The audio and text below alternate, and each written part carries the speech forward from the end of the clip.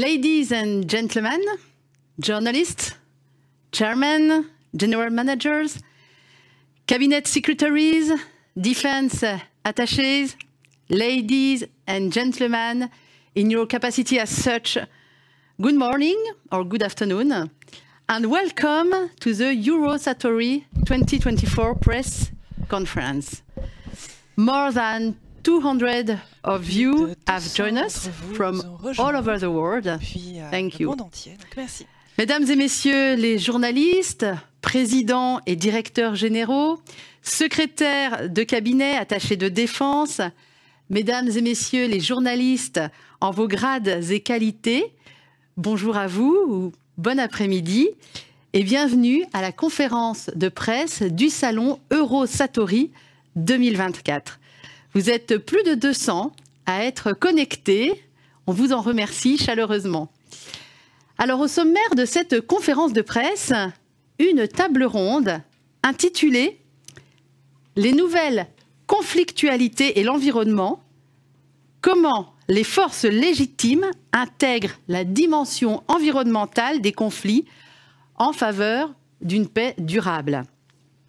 Et pour cette table ronde, nous aurons l'honneur d'avoir avec nous sur ce plateau Madame Amélie Ferret de l'Institut français des relations internationales, Monsieur Jean-François Ripoche de l'Agence européenne de défense, et nous serons en direct d'Ukraine avec Ihor Beskaraveni, qui est le vice-président de l'économie d'Ukraine en charge du déminage. Je vous annonce d'ores et déjà que malheureusement, nous n'aurons pas avec nous, comme prévu, Madame Yulia Sviridenko, vice-première ministre et ministre de l'économie d'Ukraine, qui est en réunion d'urgence avec le président Zelensky. On vient de l'apprendre. Alors désolé pour cela, mais on sera très heureux que Monsieur Ihor Beskaraveni la remplace au pied levé et il pourra bien sûr répondre à votre question et toutes vos questions. Pour ouvrir cette conférence de presse, merci d'accueillir le président du GICAT, le groupement des industries françaises de défense et de sécurité terrestre et aéroterrestre, Monsieur Marc Darmon.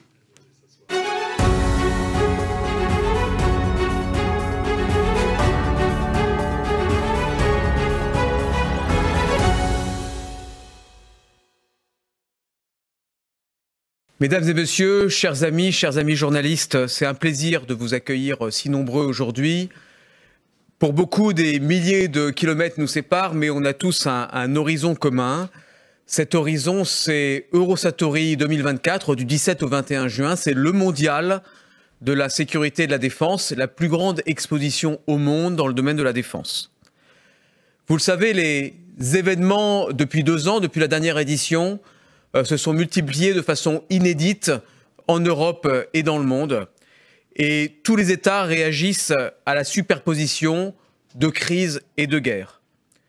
Le retour de la guerre et du conflit de haute intensité en Europe, en Ukraine, d'autres conflits de haute intensité, pas si loin de nous, d'autres projections de puissance et compétitions stratégiques très dures auprès d'autres pays à l'est de l'Europe. Et tout cela s'accumule avec le risque terroriste partout, les catastrophes naturelles et la lutte dans le cyberespace. Ces dangers et ces crises s'additionnent, se cumulent, plutôt qu'ils ne se remplacent. En conséquence, les dépenses mondiales de défense ont augmenté entre 2022 et 2023 de 9% et atteint un niveau de 2200 milliards de dollars, pour la moitié dépensés par les pays de l'OTAN. L'Europe, elle s'organise par rapport à ce retour d'un conflit à ses portes et même sur son sol. La réalité du terrain que l'on voit notamment dans la crise ukrainienne montre que dans ce conflit de haute intensité, le combat terrestre est central. C'est dans le cas du combat terrestre que l'on voit le gros des consommations, des destructions et des attritions de matériel et malheureusement des pertes. 25 des 27 États de l'Union ont augmenté leurs dépenses militaires entre 2022 et 2023. Et ce retour à la guerre sur le continent a mobilisé l'ensemble de l'industrie pour à la fois accélérer les livraisons, faciliter les coopérations industrielles entre États et renforcer la recherche et développement et réduire les temps de développement des nouveaux systèmes. En Europe, 2 mécanismes sont en place depuis quelques années. L'EDIRPA, qui est financé à hauteur de 500 millions d'euros, qui est un système communautaire d'acquisition groupée par une nation pour le compte d'autres. Et l'ASAP, 500 millions d'euros également, pour investir, pour augmenter nos capacités et nos cadences de munitions, pour aider nos alliés. À titre d'exemple et de résultat, Nexter KNDS va produire cette année 150 000 obus, c'est 3 fois plus qu'avant le conflit en Ukraine. Eurinco, le leader européen, va relocaliser en France sa fabrication de poudre noire et va fabriquer plus de 1200 tonnes par an dès 2025 et sera le fournisseur des grands munitionnaires européens, Nexter KNDS, Rheinmetall, Saab, BAE Systems. Vous l'avez vu, le 5 mars dernier, l'Union européenne a annoncé son EIDP, qui est en fait la sanctuarisation des schémas communautaires tels que ceux que j'ai cités, pour être incitatif et progressivement atteindre que la moitié des acquisitions des États de l'Union européenne en défense soient acquises auprès d'industriels de l'Union. Pour ce qui est de l'industrie française, quelques mots. L'industrie française de défense est une industrie d'excellence. 225 000 collaborateurs et salariés, 50 000 salariés dans le domaine du combat terrestre. Ce sont des emplois hautement qualifiés, répartis sur l'ensemble du territoire, non délocalisables. Et c'est une industrie, ce sont des industriels qui ont montré leur résilience dans la crise du Covid d'abord, puis les crises qui se sont succédées, l'inflation, l'augmentation du prix de l'énergie, l'approvisionnement et la supply chain, les difficultés de recrutement. Et l'ensemble de l'industrie a montré sa résistance et sa résilience. Alors évidemment, nous sommes aidés par une loi de programmation militaire 2024-2030 de 413 milliards d'investissements, 413 milliards pour une LPM qui a été lancée en juillet dernier, et puis une croissance des budgets de défense qui a atteint 43 milliards en 2023, donc effectivement une augmentation des budgets en France. L'économie de préparation de la guerre est issue d'une concertation entre l'état-major des armées, la Direction générale pour l'armement et les industriels. Ça consiste à la fois à adapter les solutions, les systèmes, à la réalité du besoin opérationnel sur le terrain, mais aussi à augmenter les cadences, réduire les temps de production et réduire les temps de cycle et les temps de développement. Donc une réactivité accrue, des temps de production réduits, une mobilisation constante des industriels et une adaptation par rapport aux besoins du terrain. 2 exemples cette fois-ci. Le système César de Nexter KNDS, qui est passé de 30 mois de production à 15 mois de production, et à un rythme de fabrication annuel de 4 à 8 par mois. Ou le missile Mistral de MBDA, temps de production réduit de 24 à 15 mois, et une cadence qui va passer de 20 à 40 par mois dès 2025. Tout cela pour le compte des besoins des armées françaises et de nos alliés. Parmi ces alliés, évidemment, figure l'Ukraine. Les industriels de la BITD, la base industrielle et technologie de défense française, sont pleinement investis pour répondre aux besoins de l'Ukraine. D'abord à court terme avec des équipements de qualité, éprouvés sur le théâtre, de l'artillerie à la défense aérienne, je cite 250 VAB, des véhicules de l'avant blindé, 30 systèmes et canons César et des dizaines de milliers de munitions, des missiles de longue portée Scalp, des missiles anti-chars Milan, des radars de défense aérienne, des lance-roquettes unitaires, 4 LRU, des centaines de roquettes, des centaines de munitions air-sol modulaires A2SM, dont la livraison a commencé dès février, et puis à plus long terme, il y aura de la robotique et des systèmes de déminage. On en reparlera. Le J4 comme groupement a été très tôt aux côtés des Ukrainiens. Le premier groupement européen à se déplacer, 3 missions en 2023, dont une en septembre 2023 avec le ministre des Armées, Sébastien Lecornu, et Emmanuel Kiva, le délégué général pour l'armement, avec 30 industriels, et à cette occasion, 16 lettres d'intention ou partenariats ont été créés avec des industriels ukrainiens. Ces missions continueront le temps qu'il faudra. Alors par ailleurs, cette industrie française montre un grand dynamisme, est devenue la deuxième industrie exportatrice de matériel d'armement au monde. Cette industrie est une véritable valeur ajoutée pour le pays. Elle participe au bilan positif et l'excédent de sa balance commerciale. Et l'export représente à peu près 50% de l'activité du chiffre d'affaires des industriels de la BITD, la base industrielle et technologique de défense. Évidemment, la situation internationale exprime un besoin de la plupart des pays de maîtriser localement une partie de leur production. Ce qui demande aux industriels français des partenariats, des coopérations avec les industriels des différents pays où nous exportons.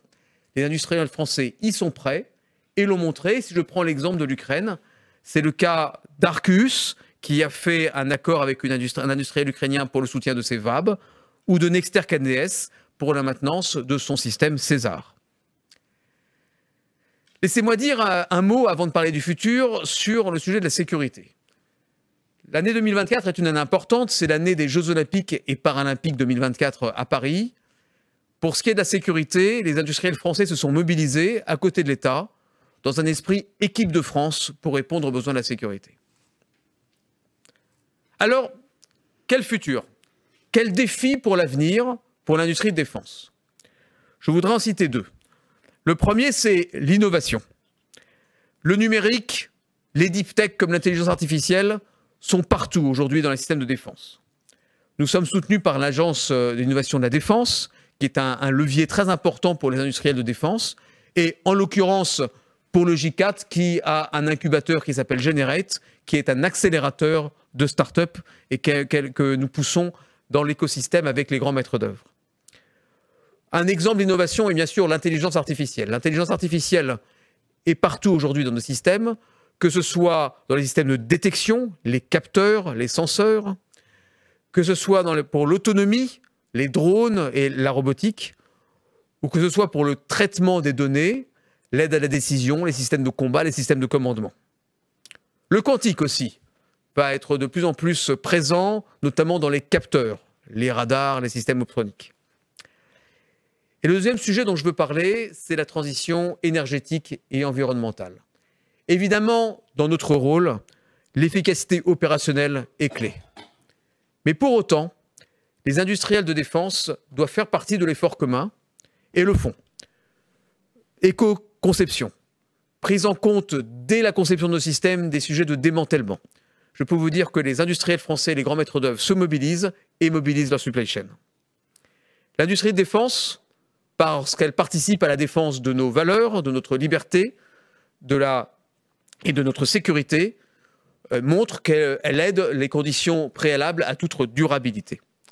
Alors en conclusion, vous l'avez compris, les industriels français sont conscients. Ils sont conscients des enjeux géostratégiques, politiques, opérationnels dans lesquels ils évoluent. Ils ont été réactifs et le sont encore pour accélérer les temps de cycle, réduire les temps de production, augmenter les cadences. Et puis, ils montrent qu'ils sont capables d'introduire les innovations les plus efficaces pour adapter nos systèmes à la réalité des besoins opérationnels du terrain. Je vous remercie. Merci beaucoup, Marc Darmon. Je vous invite à me rejoindre ici dans le petit salon. Et nous allons accueillir à présent le commissaire général du salon Eurosatory, le général Charles Baudouin.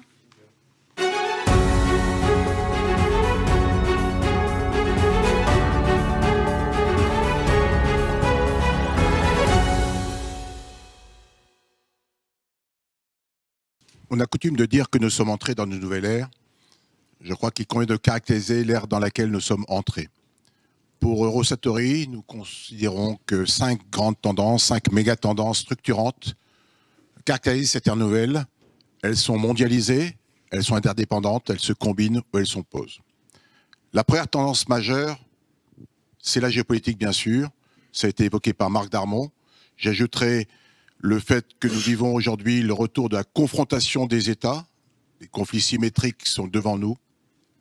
Mais aussi, une autre caractéristique que nous vivons actuellement, c'est bien la réplication des conflits dans une autre région du monde. C'est-à-dire que ces conflits deviennent des conflits maintenant eux-mêmes mondialisés. Deuxième grande tendance, c'est l'économie, bien sûr.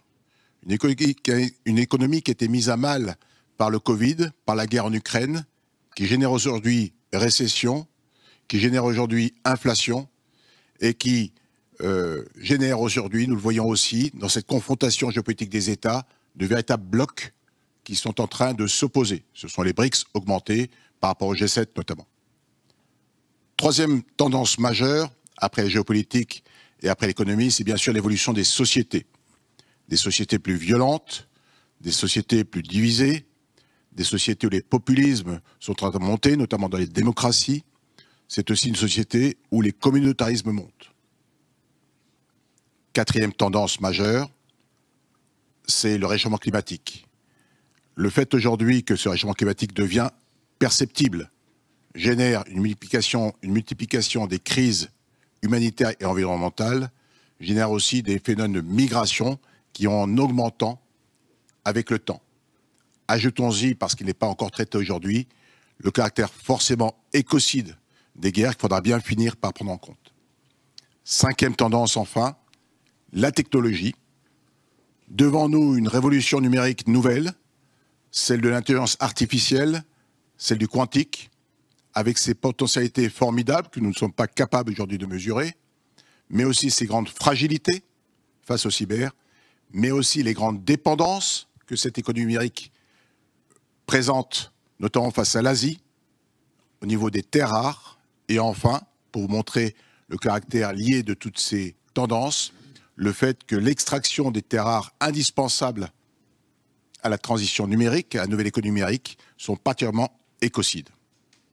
Alors face à ce constat, quel défi pour les États, les organisations internationales, les acteurs publics et privés? Ils sont en charge de la protection de leur population et de leur territoire.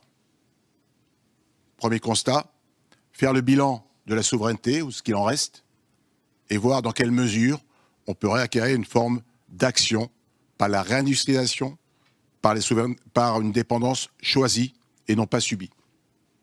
Deuxième impératif pour les États et les organisations internationales, bien sûr, réarmer. Non pas réarmer comme on armait encore récemment, et réarmer dans un contexte de nouveaux conflits, de nouvelles formes de guerre, plus difficiles, plus longues, avec plus d'attrition, plus de pertes. Donc, effectivement, la question des sociétés, de l'acceptabilité des conflits par les sociétés. Et donc, cela génère, pour tous les États, qu'ils le veuillent ou non, une forme d'économie de guerre, dans un contexte, nous l'avons déjà dit, d'économie fragilisée. Il y aura donc des choix à faire.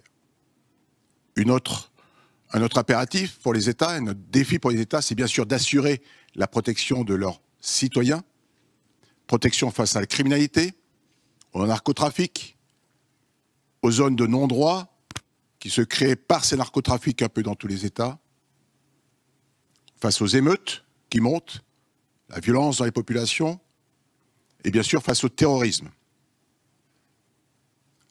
Dernier défi, à notre sens, à Eurosatory, pour les nations, c'est bien sûr d'assurer la transition énergétique de leur État pour pouvoir affronter les défis de demain, dans un contexte de réchauffement climatique qu'il faudra gérer, et donc à leur niveau, que ce soit au niveau des États ou des supra-États, des organisations internationales, de pouvoir être en mesure de hausser le niveau de protection des citoyens face aux crises humanitaires, environnementales qui frapperont les États, comme on le voit régulièrement dans le monde. Et bien sûr, pour ces États, comment manager les migrations qui ne manqueront pas d'arriver en fonction justement de ce réchauffement climatique. Nous le voyons, ces défis pour les États sont souvent hors de portée et nécessitent certainement d'agir à un niveau d'organisation internationale. C'est le cas pour les États européens, de l'Europe, mais c'est le cas aussi pour d'autres organisations supranationales. Alors pourquoi Eurosatory est-il le plus à même de répondre à ces défis des États? Tout d'abord parce que Eurosatory est le seul à mener une analyse extrêmement profonde de l'ère dans laquelle nous sommes entrés et des défis des États. J'ai été très rapide lorsque j'ai présenté la caractérisation de l'ère, mais nous avons identifié à Eurosatory plus de 50 facteurs qui caractérisent ce nouveau monde dans lequel nous vivons et qui devront appeler des réponses pour les États. Deuxième raison pour laquelle Eurosatory est le mieux à même de répondre aujourd'hui aux attentes des États, c'est bien sûr de s'être résolument positionné non seulement sur la défense, non seulement sur la sécurité intérieure, mais aussi sur la sécurité civile et l'aide aux populations. Ainsi, Eurosatory est le seul salon de défense et sécurité au monde capable d'une approche globale, permettant une offre allant des moyens de haute intensité jusqu'à l'aide médicale d'urgence. Eurosatory se veut est le salon de la gestion de toutes les crises. L'offre que présente Eurosatory est une offre pensée, une offre choisie, l'offre la plus large aujourd'hui présentée au monde sur l'ensemble des salons d'armement. C'est à l'heure actuelle, au moment où je vous parle, à 3 mois du salon, plus de 1600 exposants qui sont déjà inscrits à Eurosatory. Nous visons 1800 et plus. C'est une offre qui, s'agissant du domaine terrestre et aéroterrestre, particulièrement intégrateur de capacité, fait appel à tous les milieux. J'entends par les milieux la terre, la mer, l'air, l'espace et le cyber. 50% des exposants à Eurosatory présentent des offres sur plusieurs milieux. Ces 1800 exposants que nous vivons et que nous atteindrons, c'est 60 pays, un peu plus de 60 pays, c'est toute la base industrielle de défense et de sécurité qui compte au monde, c'est plus de 40 pavillons nationaux, bien au-delà de tous nos concurrents. C'est aussi, pour vous montrer ce pavillon d'Eurosatory, c'est aussi seulement, mais de façon, je dirais, responsable, 17% des exposants qui présentent une offre létale. Donc Eurosatory est loin d'être le salon d'armement, c'est bien un salon qui s'adresse aujourd'hui aux défis de tous les États, dans tout le spectre des défis de ces États. Autre signal comme quoi Eurosatory, c'est le salon de référence aujourd'hui, c'est bien sûr le plus grand nombre de délégations officielles, 250 délégations de défense et de sécurité, de plus de 100 pays qui participeront au salon. 35 000 visiteurs, soit environ 20 000 participants par jour sur les 5 jours du salon. C'est donc, Eurosatory peut se targuer d'être le forum par excellence d'échange, de réflexion, plus de 100 conférences, en matière de défense et de sécurité au monde. Mais Eurosatory, c'est aussi l'innovation, 500 innovations par édition du salon, 2 aires de présentation de start-up, plus de 80 start-up sur le salon, répertoriées, regroupées ensemble de façon à faire leur présentation. Eurosatory, c'est aussi, je l'ai dit, l'identification, la présentation des tendances qui seront celles de demain, d'aujourd'hui et de demain. En termes de défense, bien sûr, le sujet, ce sont les drones sous toutes leurs formes.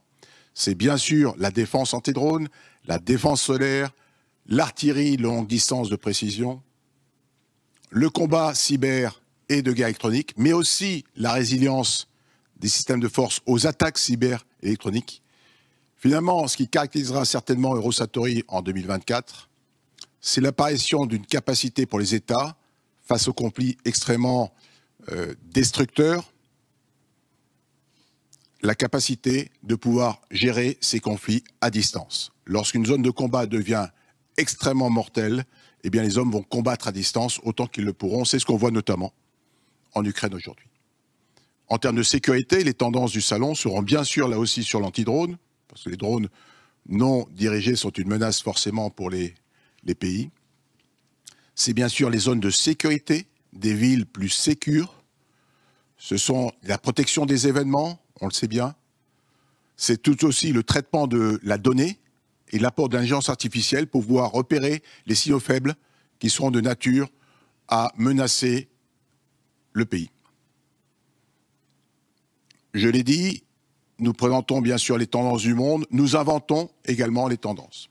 Et nous sommes très fiers à Eurosatory d'avoir inventé un concept qui, nous le croyons fortement, c'est une évidence, répond aux attentes des populations, des États, des organisations internationales, c'est-à-dire la capacité de traiter globalement une crise humanitaire environnementale rapidement. Et nous présenterons pour cela à Eurosatory un espace de 2500 m² dédié à ça, avec plus de 30 entreprises présentant l'état de l'art et les dernières technologies qui permettent aujourd'hui d'imaginer pour les États des forces nouvelles qui permettront justement de répondre au minimum, c'est-à-dire à la protection des citoyens. A-t-on le droit aujourd'hui de mourir dans un État capable par ailleurs d'envoyer des forces combattre à des milliers de kilomètres s'il n'est pas capable de protéger ses citoyens, même face aux défis climatiques? C'est un enjeu important et nous voyons plus loin que ça.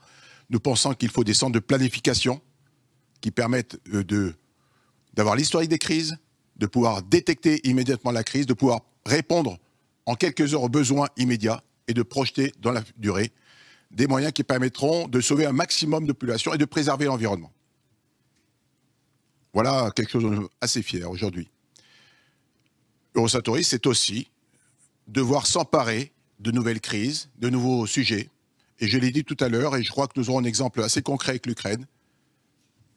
Peut-on aujourd'hui continuer à considérer que le caractère écocide des conflits n'a pas de cadre juridique mondial? Alors qu'on sait l'accélération que peuvent générer les conflits en termes de réchauffement climatique et d'impact sur la planète et les populations. C'est un sujet, je crois, qui est important de porter en responsabilité. Eurosatory, enfin, ce sont des démonstrations dynamiques de très grande qualité, les seules de cette qualité au monde aussi, avec une présentation très complète des moyens de l'armée de terre française, une présentation des moyens des forces d'élite, forces de sécurité intérieure françaises également, mais aussi des moyens présentés par les exposants. Eurosatory, c'est enfin une nouvelle ère d'exposition hélicoptère pour bien ancrer Eurosatory dans le caractère terrestre et aéroterrestre de son périmètre. En conclusion, je dirais, nouveau monde, nouveaux défis, nouvelles solutions. Si vous venez à Eurosatory, non seulement vous trouverez ce que vous chercherez, mais vous trouverez aussi ce que vous ne cherchez pas ou ne cherchez pas encore. Merci.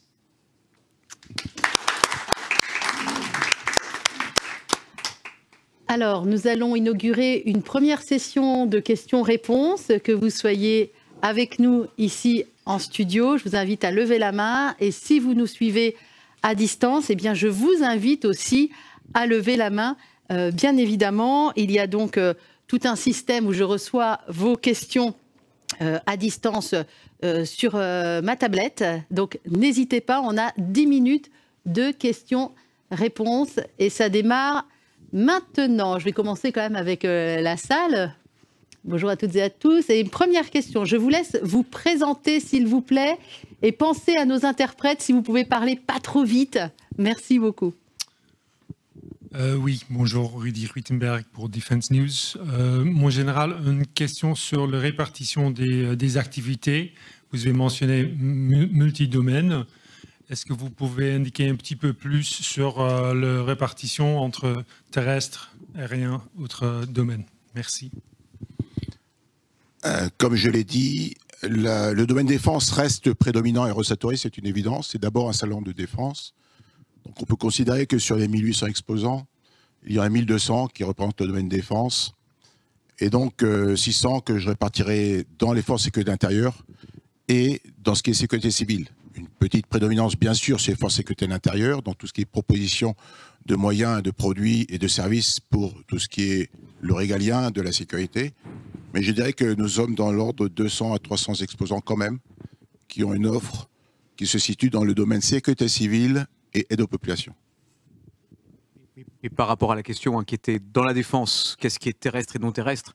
C'est une exposition terrestre et aéroterrestre. Ce que voulait dire Charles Baudouin, c'est que parmi les exposants, beaucoup offrent font une offre multi-milieu, donc pas seulement terrestre, mais avec aussi des composantes aéroterrestres, navales ou aériennes. Mais ça reste un salon terrestre et aéroterrestre. Alors, je vais prendre une question qui est arrivée en ligne pour Marc Darmon. Dans la conjoncture actuelle, comment les industriels de l'armement peuvent-ils prévoir l'évolution de la demande dans les années à venir? Je l'ai dit, les budgets de défense identifiés sont publics. Les lois de programmation militaire ou leur équivalent dans les différents pays sont connus. Et d'ailleurs, dans beaucoup de pays, on a des augmentations de budget qui sont considérables. Donc, on connaît l'évolution des budgets. En revanche, évidemment, une partie de l'évolution de ces budgets sont déjà planifiés dans des programmes déjà lancés. Et bien sûr, tous les pays ne sont pas équivalents. Certains ont des augmentations de budget qui sont considérables, avec des multiplications par 2, par 3, par 4 pour certains, notamment à l'Est. Donc, on est sur un marché en croissance, naturellement. Après, c'est une question de répartition. Comme je l'ai dit, le numérique est partout. Mais inversement, on voit bien sur le conflit aujourd'hui en Ukraine que le combat terrestre, je dirais, traditionnel est extrêmement central. Merci pour cette réponse. Monsieur. Bonjour, Pascal Samama, BFM Business. La dernière édition de Rosatori, le président de la République lançait la notion d'économie de guerre. 2 ans après, j'aimerais connaître votre définition de l'économie de guerre, savoir si on y est vraiment, ou savoir ce qu'il faudrait pour qu'on y soit. Merci. J'ai répondu à ça par avance dans mon discours introductif, mais je vais le redire. Hein. Ce qu'on a appelé économie de guerre il y a 2 ans et qu'on l'appelle toujours ainsi, c'est 2 choses. La première chose, c'est l'adaptation des systèmes rapidement à la réalité d'un combat de haute intensité et à une adaptation du besoin. Et la deuxième, c'est une accélération des temps de production, de la production, des temps de cycle et l'augmentation des capacités de production. J'ai donné quelques exemples de réduction, de division par 2 quasiment de temps de fabrication ou de multiplication par 2 ou par 3 de capacité de production pour certains types d'armements. Et donc ça a été initié d'abord avec une priorité sur quelques systèmes et puis sur aujourd'hui beaucoup plus largement pour cette économie de guerre telle que l'a appelé le président lors du dernier Rosatori, puisqu'effectivement c'est lors de l'inauguration de Rosatori que la notion a été lancée. Alors monsieur dit on n'y est pas encore. Question de jugement. Alors attendez, on va lui rendre le micro. Ce qu'on peut compléter en disant, c'est qu'un sujet pour compléter, c'est bien sûr l'identification des matériaux critiques que nous n'avons pas et pour lesquels il faut faire des stocks. Ça va dans le cadre des poudres, de certains composants de systèmes majeurs qu'il nous faut acheter en urgence en termes de stock pour avoir des stocks d'avance, parce que si on veut fabriquer, réaliser des systèmes d'armes, il faut quand même avoir la matière première, c'est un sujet aussi. Les compétences réunies, c'était aussi la capacité, et c'est évoqué par Marc Darmon, de mobiliser des ressources supplémentaires, des réservistes, je dirais, qui permettent de pouvoir monter en puissance des chaînes de production, parce qu'il ne s'agit pas de produire plus, mais il faut aussi plus de monde pour produire. Enfin, disons-le, pour pouvoir entrer dans l'économie de guerre telle qu'elle est appréhendée, peut-être dans l'image qu'on peut en avoir, une économie de guerre telle qu'était l'économie américaine, en 1942, lorsqu'il fallait faire face rapidement, c'est bien, ne serait-ce que monter déjà Même russe actuellement, dit monsieur. Oui, les Russes sont actuellement à 6% de PIB et ils consacrent énormément. Et ils construisent beaucoup plus de chars, beaucoup plus d'avions, ils sont en train de régénérer entièrement leurs forces. Et donc ça passe aussi par un budget supérieur aux 2%, c'est une évidence qui permettra de retrouver certainement aussi, ce qui nous manque parfois, c'est la masse, bien sûr. Okay. Voilà. Merci. Merci à vous. Est-ce qu'il y a des questions dans la salle ou est-ce que je prends une question en ligne? Bon, le temps que vous réfléchissiez, je prends une question en ligne. Elle est pour vous. Général, au vu tant de l'actualité brûlante que du rythme de l'innovation, Eurosatori peut-il encore garder son rythme bisannuel? Donc la question c'est, est-ce qu'il ne faudra pas que ça vienne tous les ans? Je ne crois pas. D'abord parce que nous avons un calendrier des grands salons d'armement qui fait qu'ils doivent bien, je dirais, chacun avoir sa sphère. Vous savez tous qu'il y a le salon du Bourget, au mois de juin des années impaires, et le salon d'Eurosatori des années paires, donc on peut difficilement mener de front plusieurs salons, ça intéresse du monde. Deuxièmement, je crois qu'il faut un peu de recul pour pouvoir mesurer d'une édition à l'autre la différence. Vous voyez, lorsque Eurosatori est arrivé de nouveau en 2022, ayant été malheureusement annulé en 2020 pour cause de Covid, on a pu mesurer particulièrement l'évolution de l'offre entre 2018 et 2022. 2018, il n'y avait quasiment aucun drone armé présenté sur le salon d'Eurosatori. Aucun. C'était souvent un tabou en Europe.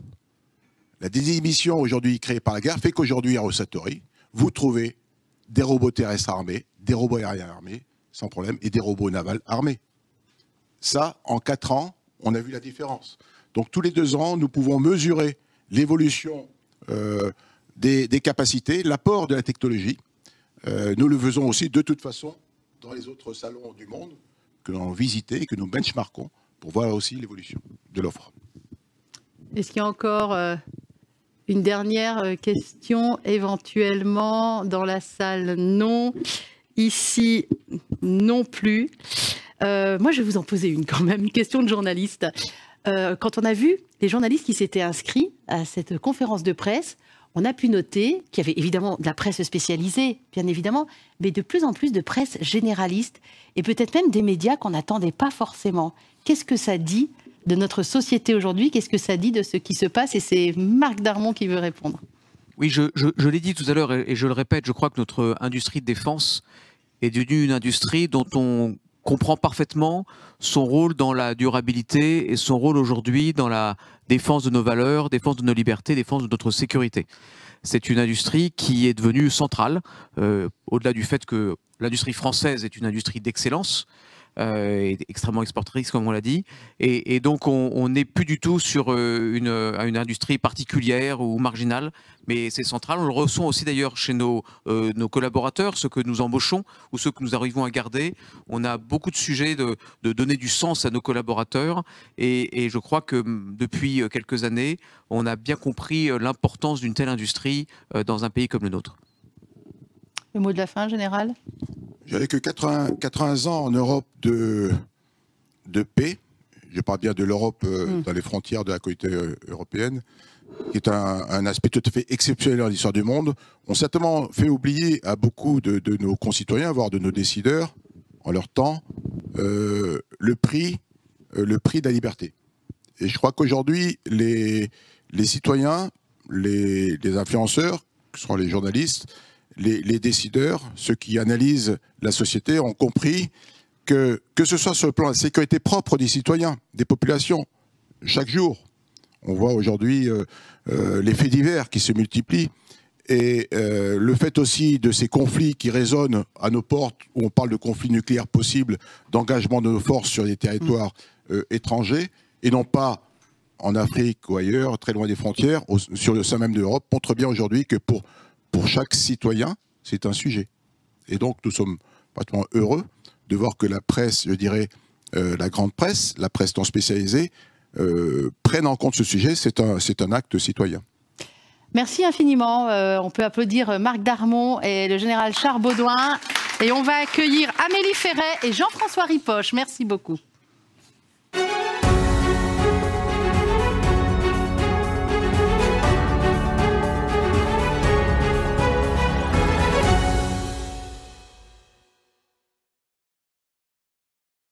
Merci à vous. Alors Amélie Ferret, bonjour. Vous êtes responsable du laboratoire de recherche sur la défense au Centre des études de sécurité à l'Institut français des relations internationales. Bonjour. Bonjour. Et Jean-François Ripoche, bonjour. Vous êtes directeur en charge de la recherche, technologie et innovation, et ceci au sein de l'Agence européenne de défense. Bonjour à vous. Bonjour. Alors on est parti pour 20 minutes de table ronde. On sera rejoint au bout de 20 minutes par le vice-président de la ministre de l'économie en charge du déminage. Vous savez que la vice-présidente a été obligée d'annuler sa participation pour cause de réunion urgente avec le président Zelensky, et on savait que ça pouvait arriver, donc évidemment on pense à eux. Et bien, on va débattre déjà ensemble. Et j'ai une première question pour vous, Amélie Ferret. Quels sont les défis face aux nouveaux conflits dont on a pu parler en première partie de conférence de presse? Quels sont-ils, ces nouveaux défis? Alors, Pour répondre à cette question, il faut déjà caractériser les conflits qui sont les conflits d'aujourd'hui. Et je crois que ce qu'on peut dire, c'est que ce sont des conflits qui sont protéiformes, qui prennent à la fois la forme de conflits dits de haute intensité ou de guerre à parité. On voit deux armées étatiques qui s'affrontent, comme c'est le cas en Ukraine. Et donc là, ça pose une question aux pays de l'Union européenne qui est celle de la masse, c'est-à-dire que est-ce qu'on a suffisamment de masse pour faire face éventuellement à un conflit de ce type, et ça, donc la réponse à cette question appelle justement une remontée en puissance de l'industrie de défense européenne et du coup française. Une industrie de défense qui par ailleurs, ça a été rappelé, doit être suffisamment agile donc pour absorber ces commandes supplémentaires éventuelles, mais aussi qui doit être capable d'identifier ces dépendances, puisque aujourd'hui on a aussi une forme d'arsenalisation des flux économiques et commerciaux qui fait que il y a tout un sujet sur est-ce qu'on a assez de terres rares, mais aussi de semi-conducteurs pour faire en sorte que notre industrie de défense puisse répondre aux exigences de défense de la nation. Sur le temps long. En plus. Sur le temps long, mais aussi sur le moyen terme. On a également la question d'avoir un outil de défense qui soit capable de remplir un rôle de signalement stratégique, c'est-à-dire de faire des exercices qui signalent à nos compétiteurs notre détermination, nos lignes rouges, mais aussi qui soit crédible, notamment dans tout ce qui est dissuasion, puisqu'il y a une nouvelle grammaire nucléaire qui est en train de se faire à l'aune du conflit en Ukraine. Parallèlement, on a aussi des conflits qui sont dits hybrides ou une forme de conflictualité hybride, c'est-à-dire qu'il y a ce qu'on appelle le cinétique, donc l'armement lourd, mais on a aussi du non cinétique, donc de l'immatériel. Et là, je pense qu'il faut être très soucieux de pouvoir faire face à toutes les tentatives de déstabilisation qui frappent à l'intérieur de nos sociétés. Donc je pense à la désinformation, à l'utilisation des réseaux sociaux. On a vu justement que nos adversaires n'hésitaient pas à taper là où il y avait des divisions dans la société, et donc il faut vraiment renforcer le lien armée-nation, faire en sorte qu'il y ait un esprit citoyen qui soit à la fois critique vis-à-vis de ces fausses informations, donc qui soit formé, mais aussi qui soit capable de comprendre ce que c'est au niveau stratégique, c'est cette nouvelle forme d'hybridité, et qui soit capable donc de répondre aussi présent dans ce contexte-là. Il faut que cette société, elle soit mature en fait. C'est exactement ce que vous êtes en train de dire. Quand finalement c'est le rapport de force qui fait loi et pas la loi. On est mature, nous ? Je pense que oui, on va dans la bonne direction, et en tout cas Eurosatory, c'est justement l'occasion pour la presse généraliste, pour tous les citoyens, pas que pour les spécialistes, de maturer la réflexion sur les sujets de défense actuels. Alors, Jean-François Ripoche, quelles peuvent être, au pluriel, les réponses de l'Europe face à ces nouvelles formes de guerre? Et juste avant que vous répondiez, j'adresse quand même un message à tous ceux qui nous écoutent. Il va y avoir une série de questions-réponses. Une fois qu'on aura discuté et avec le vice-président du ministre de l'économie, préparez déjà vos questions-réponses. Et si c'est pour l'Ukraine, c'est en anglais. C'est déjà pas en ukrainien, mais c'est en anglais. Merci beaucoup. Alors, quelle réponse de l'Europe face à ces nouvelles formes de guerre? Alors, d'abord, l'Europe, elle a adopté ce qu'on appelle une boussole stratégique, un peu l'équivalent d'un livre blanc qui donnait les grandes directions. Et évidemment, elle tire aussi les leçons des conflits, comme celui en Ukraine, ou des missions qu'elle soutient en Afrique ou dans le golfe de Guinée ou dans le golfe Persique, pour décliner ce qu'on appelle des priorités capacitaires au niveau européen. Je citerai quelques caractéristiques de ça. D'abord, la volonté d'intervenir sur tout le spectre. Il faut tout maîtriser aujourd'hui dans la défense. C'est un peu en écho à ce qui a été dit sur... donc de la haute intensité jusqu'au conflit hybride. Il faut combiner la qualité et garder l'avantage technologique et être capable d'avoir la quantité. Donc il y a une question aussi que ces systèmes soient entre guillemets abordables. Il faut pouvoir les acquérir en quantité. Il faut combiner le court terme et le long terme. Et à le court terme, ça peut être, comme on l'a vu, le recomplètement des stocks de munitions tout de suite et dans la durée. Et puis, il faut aussi préparer l'avenir parce que il est aussi très incertain et les conflits d'aujourd'hui ne sont jamais les conflits de demain, malheureusement. Et donc, le rôle que l'Europe se voit jouer, c'est d'abord d'harmoniser les besoins, d'avoir moins de spécificités nationales et plus de choses ensemble. Et de continuer à développer, et pour faire ceci aussi, derrière, faire de la recherche, du développement en commun, et regarder l'innovation, c'est-à-dire aussi s'ouvrir à tous les domaines où peut-être c'est le monde civil qui investit plus, mais néanmoins la spécificité de l'action militaire va requérir une adaptation et un investissement. Et il y a aussi besoin de savoir, il y a beaucoup de promesses peut-être dans le monde civil, par exemple dans le digital. Il faut vérifier que ça répond à des besoins militaires et que ça va être robuste. Alors comme exemple, on peut citer la lutte anti-drone, c'est un exemple. Il y a des besoins tout de suite. On voit que c'est une permanence, adaptation de la menace et des réponses. Il y aura aussi des nouveaux besoins dans le futur et donc il faut faire les deux. Mais vraiment, comme je l'ai dit, c'est dans tout le spectre et dans tous les milieux, ça a été aussi dit en introduction. Terre, air, mer, l'espace est confirmé comme un milieu en tant que tel, le cyberespace aussi. Et vraiment, il n'y a pas d'endroit où il n'y a pas besoin d'intervention et où la coopération et l'Europe est une partie de la solution. Amélie Ferret, quels sont les enjeux et les impacts en matière écocide? On va le faire en 3 fois, avant, pendant et après les conflits. Donc on va parler déjà de avant les conflits. Qu'est-ce qu'on peut faire? Qu'est-ce qu'on peut anticiper?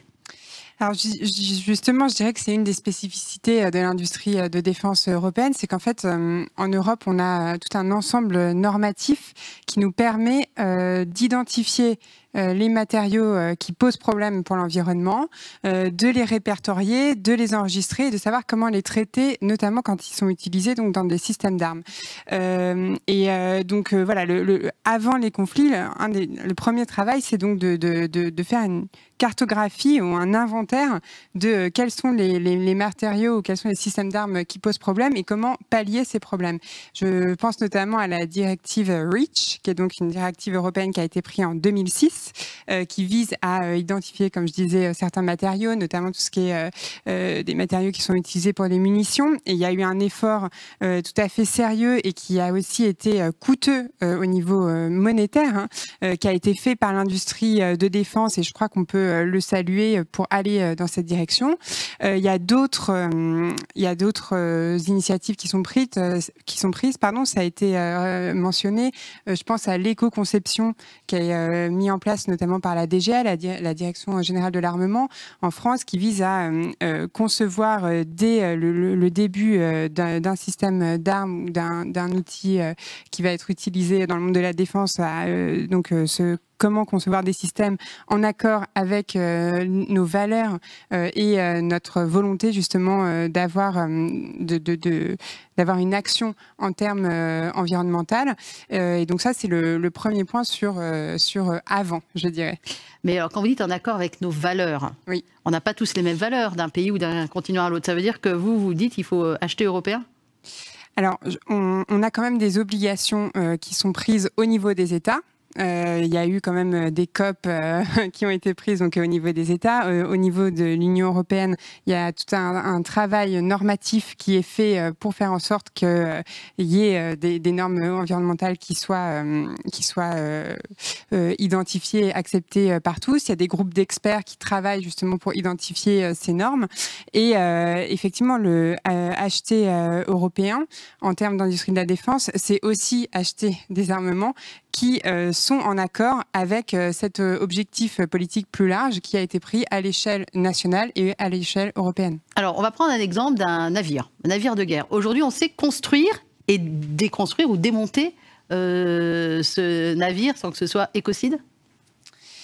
Alors, on réfléchit justement à la construction et on identifie les matériaux qui sont utilisés dans la construction de manière à réduire le coût écologique de la construction d'un navire.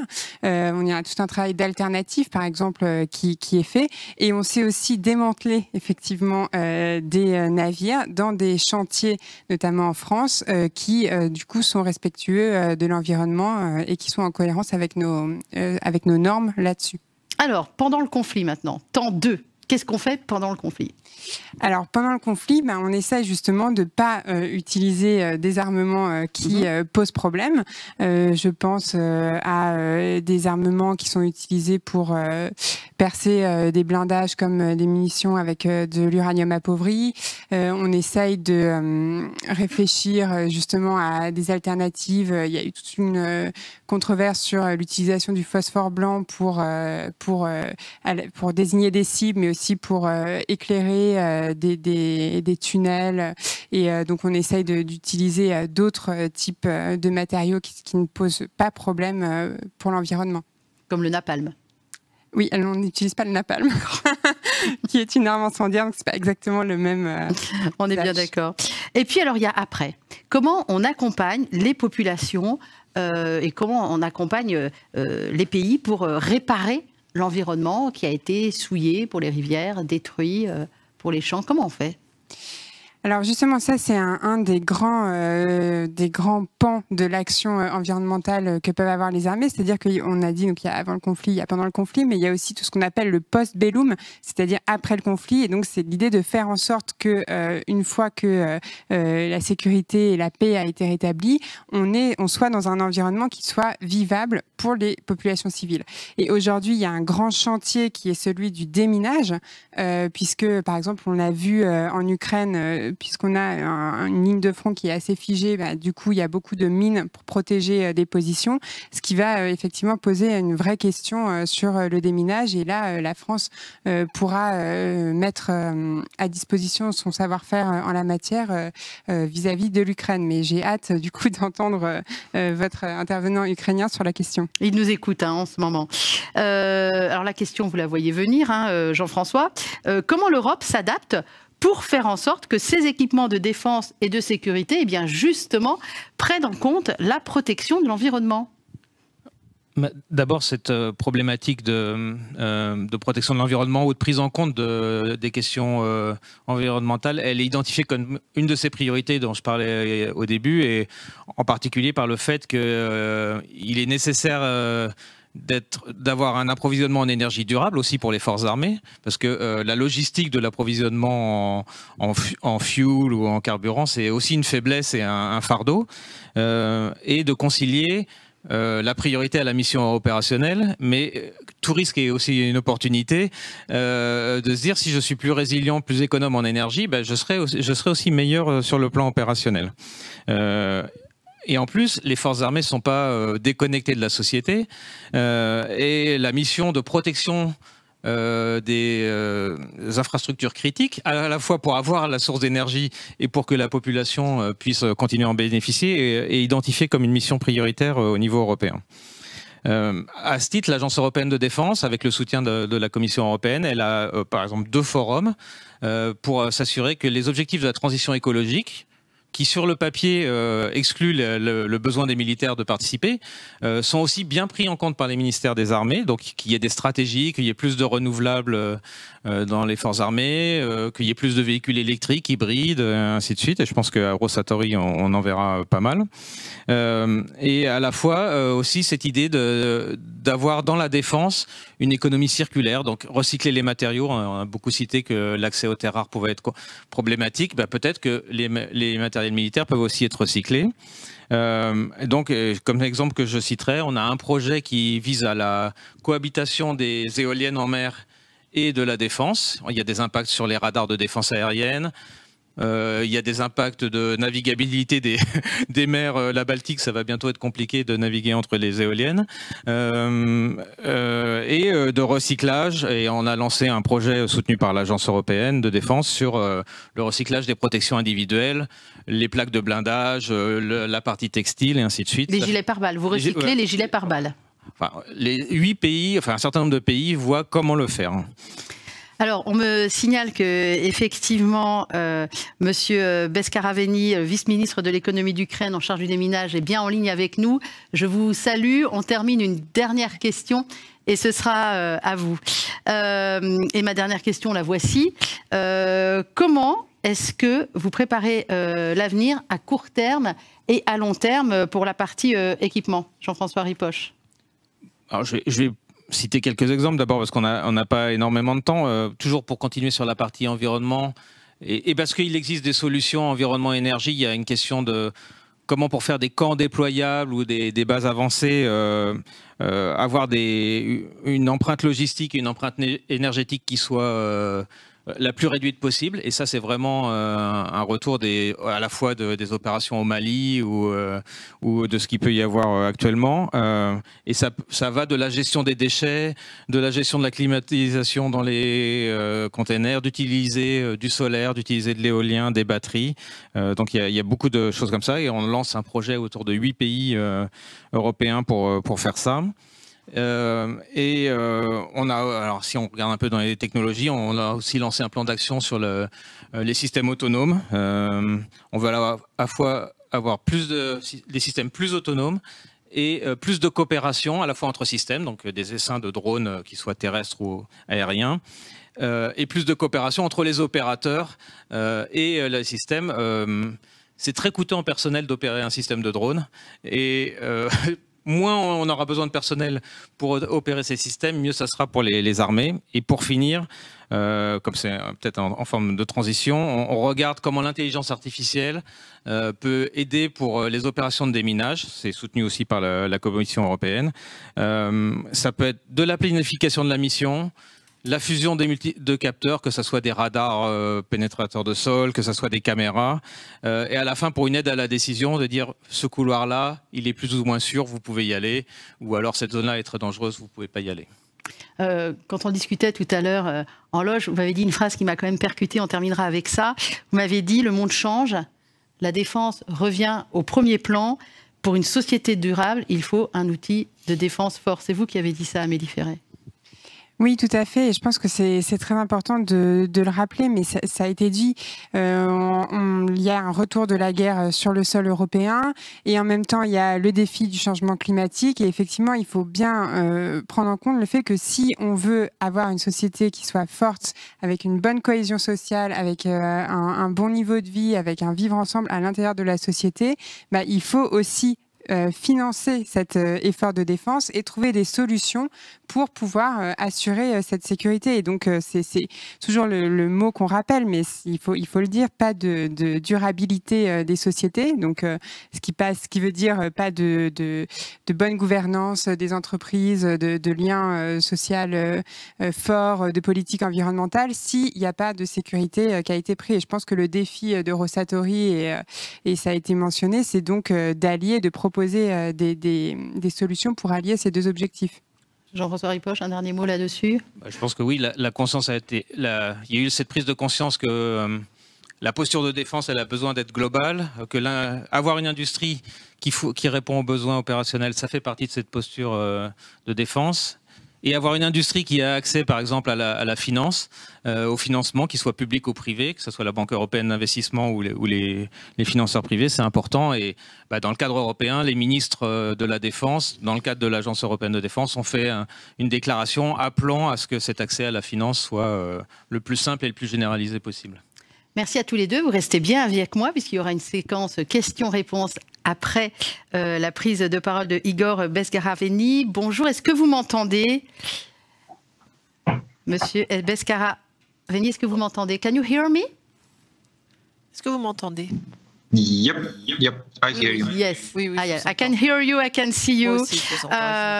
So, would it take 10 minutes? Just tell us everything you want to tell us, and after we have a lot of questions for you. Et après, on aura beaucoup de questions. Okay, I'm ready. I will have some speech presentation. I'm not sure that I have all context because I don't have French, but je ne comprends pas le français, malheureusement. I don't hear Ukrainian either. Don't worry. Bon, vous inquiétez pas, je ne comprends pas Let's do it in English. It's on va perfect. parler anglais, ça ira très bien. Okay. Allez-y, Igor. Do you see my presentation? Est-ce que vous voyez mes Not slides, yet. ma présentation? Ah non, pas encore. Okay, got it. Okay, Ah oui, ça y let's est. start. Maybe we will fix it. It's okay. Bon, on peut y It's okay, aller, we got it. on verra au fur et à mesure. Dear Non, non, ladies c'est and bon. gentlemen, to Mesdames et begin with, messieurs, I am grateful for this Je suis opportunity très to reconnaissant qu'on address me the donne la ecological possibilité issues de vous parler des problèmes from the war, d'écologie out efforts liés to au come conflit with, armé. and future key steps. Ukraine today Et l'Ukraine, à l'heure actuelle, est l'épicentre de destruction de la nature par la guerre et l'agression de la Russie a entraîné des dommages gigantesques sur la nature. Et la Russie a contaminé les sols, les animaux.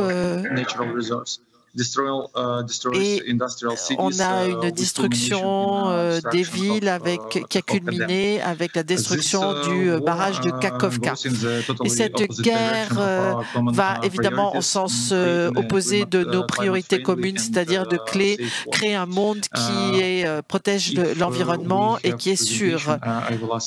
Alors, je voudrais voir mes diapositives parce que j'avais préparé une présentation, mais bon. Donc, avec l'agenda environnemental mondial, nous devrions accorder beaucoup d'attention à la responsabilité de la Russie pour tous les torts qu'elle a causés à la nature. Il faut que nous recueillions les preuves, toutes les données qui nous permettront par la suite de poursuivre les soldats russes et les officiers russes pour les crimes qu'ils auront commis et pour permettre de faire respecter le droit international.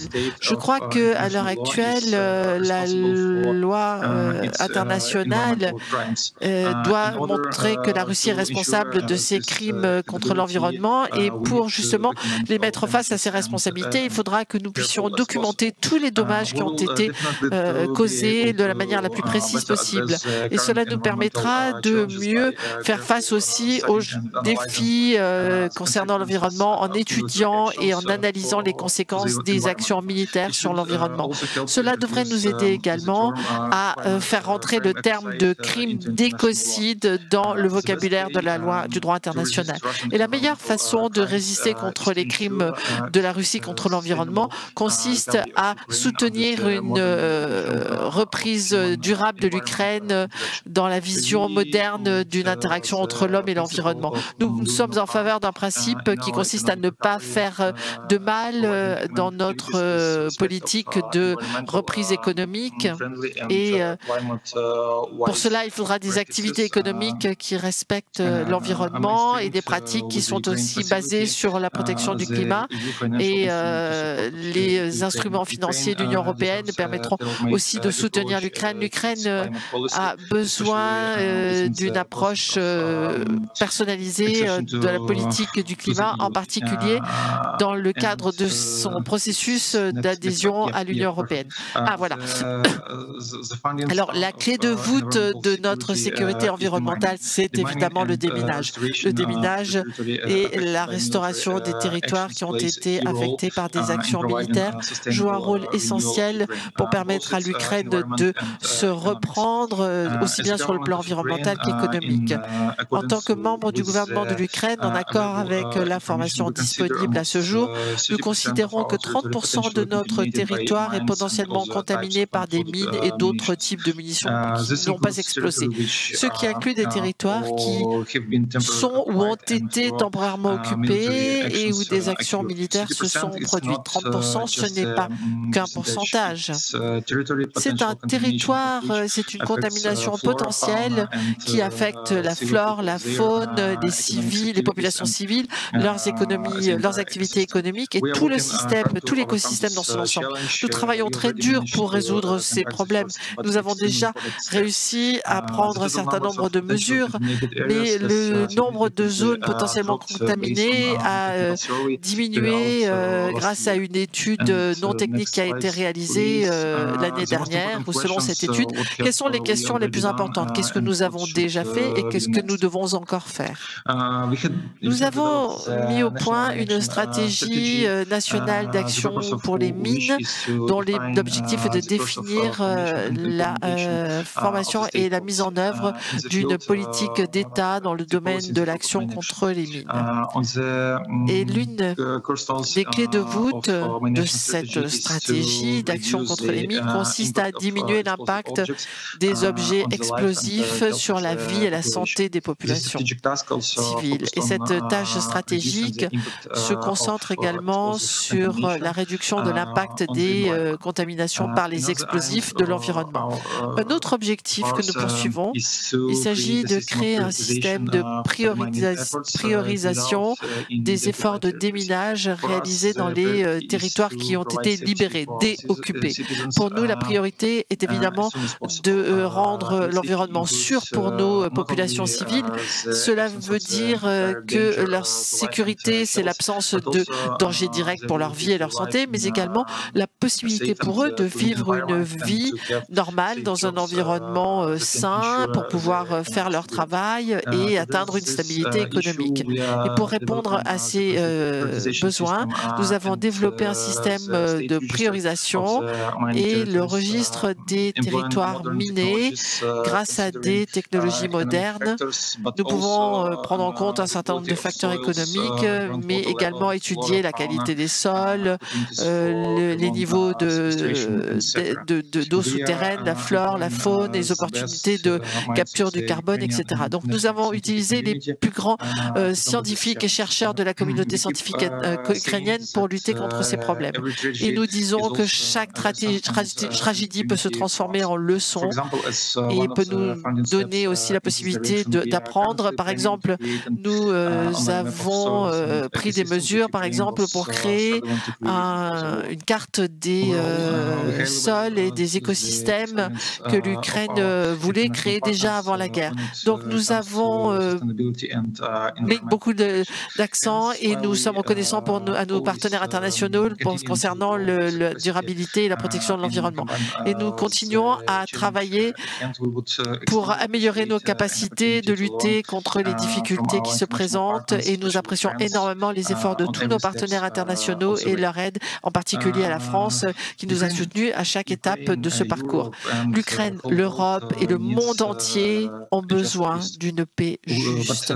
Mais la paix ne peut pas être créée sur les ruines d'une destruction massive et de tous les dommages qui ont été causés à l'environnement.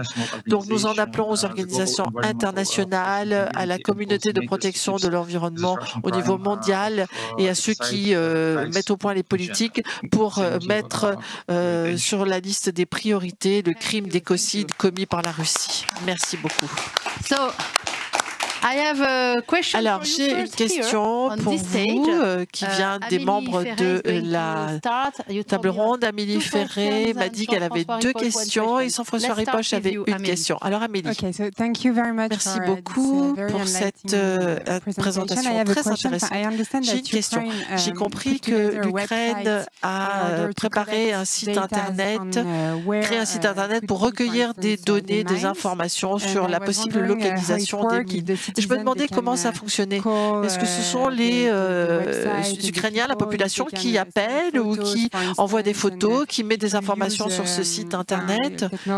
Quel type de technologie est-ce que vous utilisez pour créer des cartes et pour prévenir la population et leur dire quelles sont les zones minées, par exemple, qui sont dangereuses et où ils ne devraient pas aller? Et ma deuxième question concerne la notion même du crime d'écocide.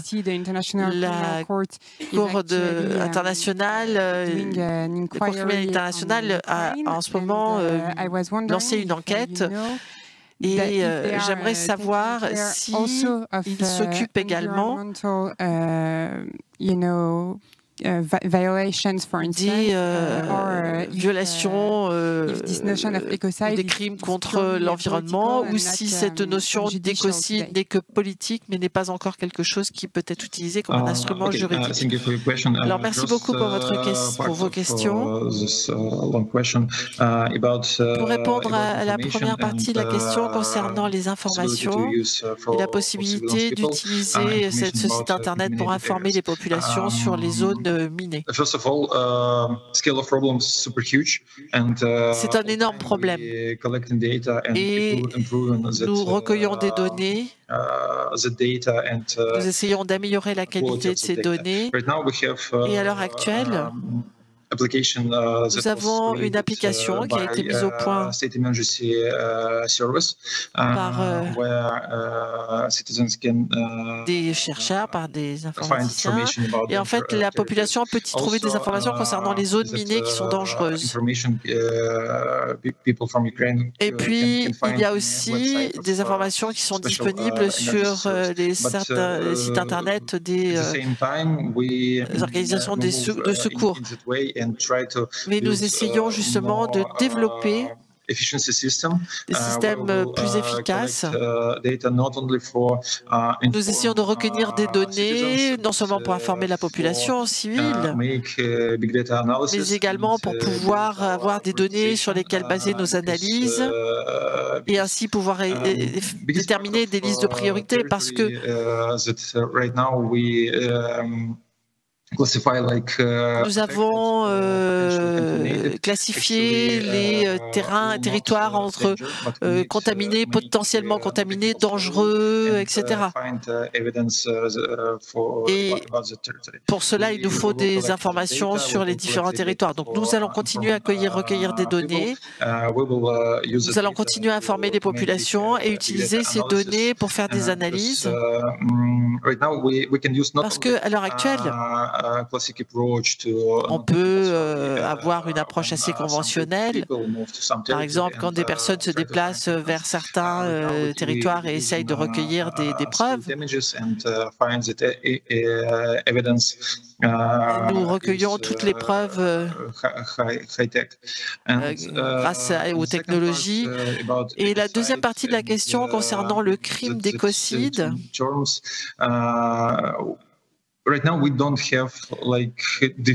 pour l'instant, il n'y a pas véritablement de définition de ce que peut être l'écocide. Après, on peut essayer de trouver une définition tous ensemble et de comprendre exactement de quoi il s'agit parce que nous voulons absolument, justement, à l'avenir, faire en sorte qu'il n'y ait plus le type de crime contre l'environnement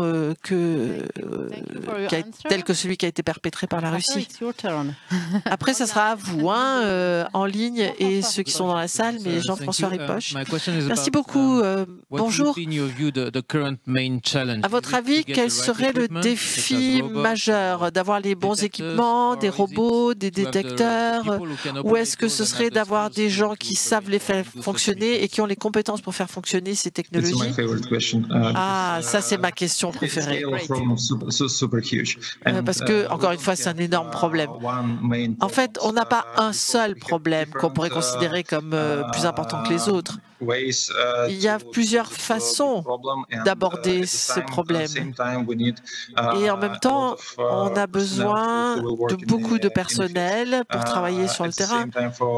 Mais il nous faut aussi, en plus du personnel, de l'équipement, justement pour que ce personnel puisse travailler. Et une fois qu'on aura le personnel et l'équipement, que ce personnel sera correctement formé et qu'il saura utiliser ces équipements tels que les détecteurs de mines, voilà, ce sera bien. Mais en même temps,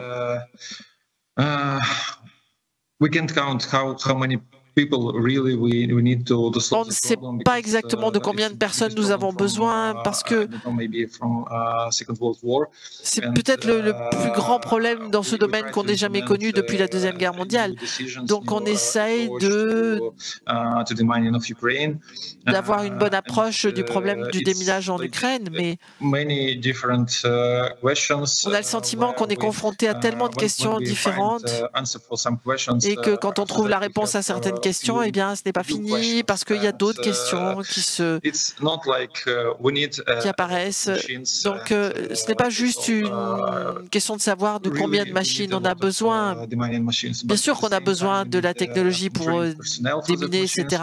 Mais on a aussi besoin du personnel, d'un personnel qui soit formé pour faire fonctionner cet équipement. Et puis, il nous faut l'équipement nécessaire pour entretenir les machines de déminage. Et il faut pouvoir fabriquer les pièces aussi en Ukraine, parce que quand une machine est détruite par l'explosion d'une mine, on ne peut pas attendre plusieurs mois pour remplacer les pièces endommagées. Il faut qu'on puisse avoir ces pièces tout de suite en Ukraine. Donc le déminage, c'est un problème multifacette. Qui finalement est lié à différents domaines d'activité. Il y a l'aspect écologique, mais il y a aussi l'aspect militaire. Et parfois, on ne peut pas commencer à déminer certains territoires à cause de problèmes de sécurité. Merci beaucoup. Est-ce qu'il y a des questions ici dans la salle? Et des questions en ligne peut-être? Si le problème c'est la langue, dites-nous, on peut traduire. Merci beaucoup. Non, ce n'était pas vraiment une question en fait. Merci beaucoup pour votre intervention. Je crois que c'est un symbole important parce que l'Ukraine a subi de très nombreux dommages. Et nous connaissons l'Ukraine. Nous sommes allés à Kiev il y a quelques mois et nous savons que les Ukrainiens sont très courageux et vous avez réussi à inventer une façon de faire face à de nouvelles menaces. Et je peux vous dire que on regarde ce que vous faites, on veut vous aider et en même temps on apprend aussi de vous, de ce que vous faites, parce que vous avez montré que vous avez la force nécessaire pour vous donner les moyens d'être victorieux dans le domaine des mines, enfin de pouvoir gagner la bataille contre les mines. Merci beaucoup. Eh bien, s'il n'y a pas de questions, est-ce que je pourrais réagir à ce qui vient d'être dit? Bien sûr, sans problème. Il y a une chose très importante. La guerre, c'est une expérience. La guerre, c'est une source d'information. Et l'information, c'est une ressource. On a besoin d'expérience, on a besoin d'informations et on a besoin aussi de partager cette expérience que nous vivons en Ukraine.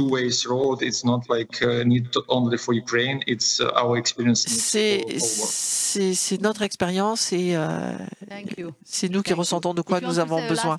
Merci. Est-ce que vous voudriez dire quelques mots de conclusion? Vous avez peut-être une question, vous, à nous poser? Non, from my side, no. Non, je n'ai pas de question. Eh bien, merci beaucoup pour avoir passé ce moment avec nous. Nous savons que ce n'est pas facile à organiser. Donc, merci infiniment et évidemment, bonne chance. Thank you so much. Merci beaucoup. Bye bye. Au revoir.